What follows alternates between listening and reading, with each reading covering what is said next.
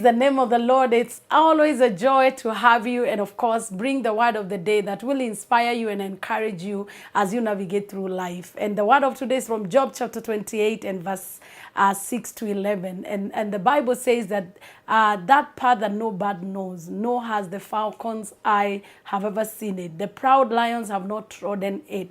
He puts his hand on the flint. He overturns the mountains at the roots. He cuts out channels in the rocks, and his eye sees every precious thing. He dams up the streams from the trickling. What is hidden, he brings forth to light. That is the kind of God that we serve, who can make a way where there seems to be no way.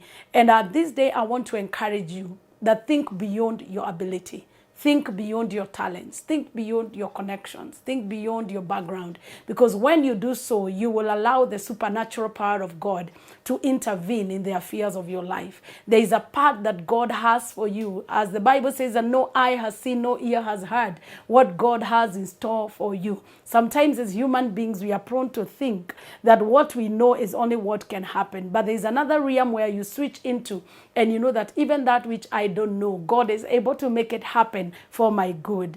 And one of the reasons why probably we do not maximize our potential, we do not experience the supernatural power of God, is when we depend on our ability vis-a-vis depending on his ability. I know you're gifted.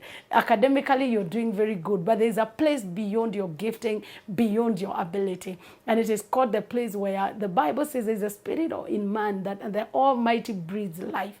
I will encourage you, let God breathe life into your talents and your abilities. And I can assure you, with God, you can break the roof. You can reach your maximum. And lastly, this is what I want just to just encourage us to do, that declare what you want to see, not what is happening. Sometimes you're so vulnerable in times of trouble that there is nothing good is coming out of our mouth. The only thing we say, I'm troubled, I'm down, I'm forsaken, I'm finished.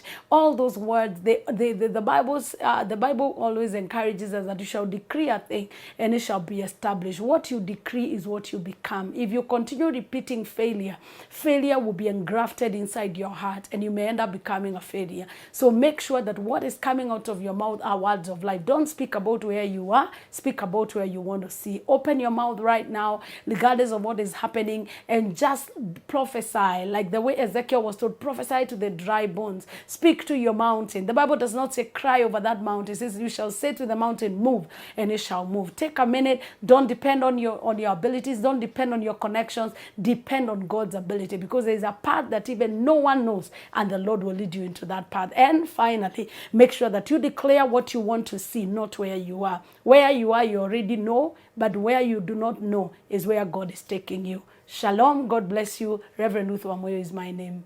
Bye-bye.